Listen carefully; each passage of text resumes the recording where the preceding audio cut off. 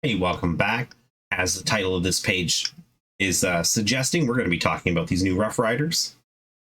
And not just any Rough Riders, Attilan Rough Riders. There's two reasons I'm very happy about that. The very first reason is that I have like 20 at least Attilan Rough Riders. And even though only a few of them are painted up, I was putting them away for a big project before they got sent to Legends back in 8th edition, which was frustrating, and it made me shelve the project because I was doing a fair bit of conversion work. Nothing spectacular, but definitely just extra stuff I was already doing that didn't seem like it was worth it at the time. But I'm glad I kept them, didn't get rid of them, because it looks like the time to get them back out is coming soon. The downside to that is I don't play 9th edition, so I'm really banking on 10th being a lot better for what I want to see in Warhammer 40,000. But I mean, hey, at the end of the day, if they make 10th edition basically be just, 9th edition with a few tweaks here and there, and they don't interest me, then at least I'll still have some cool models. Still pretty good either way. Anyways, they put out a video. I'm not going to show it. It's basically just showing off different angles of these units and of this unit, and they look really good. As you'll see from the pictures, that is such a nice model. It is most definitely an Attilan. I'm not sold on this little chin strap, head strap thing that this guy, I'm going to call him Gambit, is wearing. But, old man Gambit here, he still has a pretty sweet look all about him overall. The horse is really nice. I like that the horse is armored at the front, but not at the back. This to me sort of speaks to like Imperium mentality of like, put the best armor on the front. Since this horse is just going to be like running into battle, charging in, carrying its rider, having it armored in the front is probably the most sensible, but leaving the back unarmored, it's basically, my guess, supposed to represent like a sacrifice in defense for speed and mobility, maybe agility as well, because those hind legs can now kick around a lot easier and the horse won't tire as quickly. I think that's a cool little design. I don't know if that's what they were thinking, but that's my thoughts on what that means. And this I'm going to call it a tabard. It's not. There's a term for it when the horses have this. Having it only in the front's also neat. It just adds a little more visual interest to it because it gives you something different in the front versus the back, but it leaves the back open so you can still really get some nice paint work done on a horse. I will say painting horses is not my favorite thing, and I do a little bit dread painting these guys. This is definitely a sub-assemblies paint job for me. It will be horses and riders separate and put them together afterwards.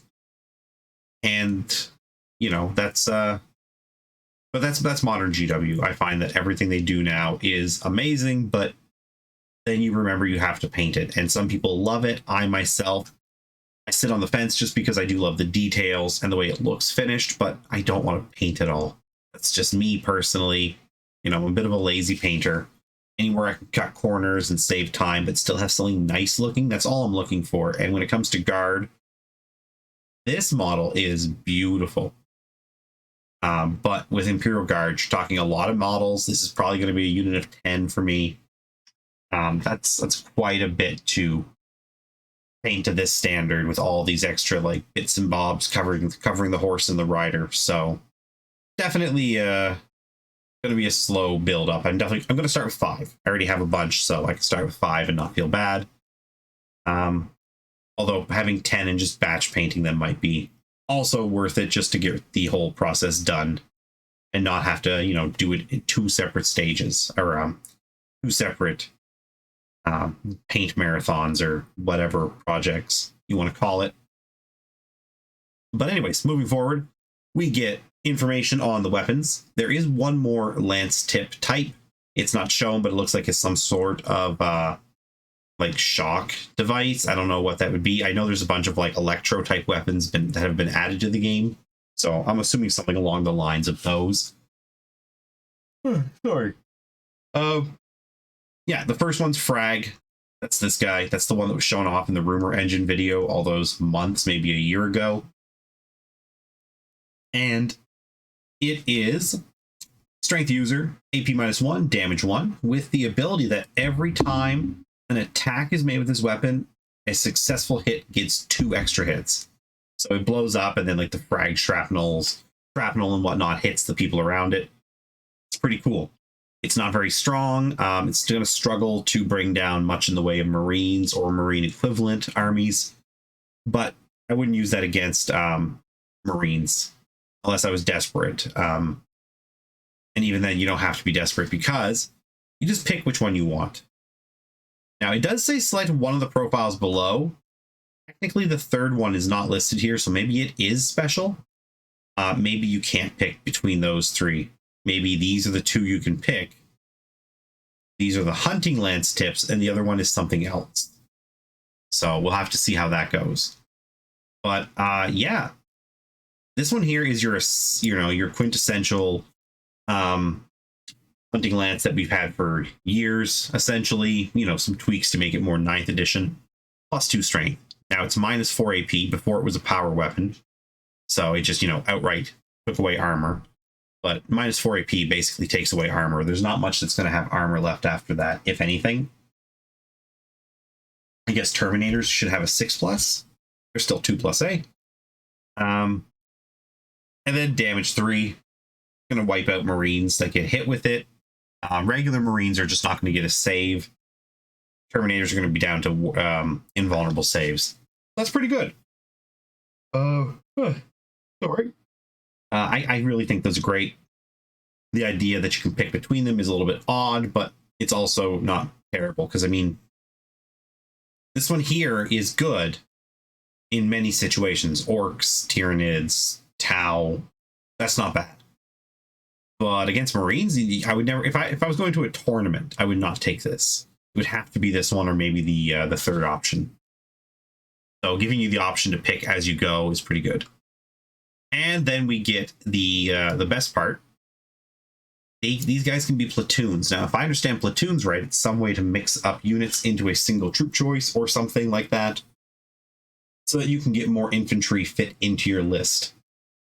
I don't know exactly how it works. Maybe it's like a detachment. I don't know, but yeah.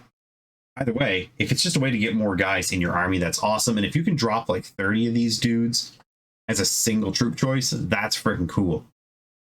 I've always missed the platoons since we lost them, so this is really nice to see that even the Cav are getting in on that.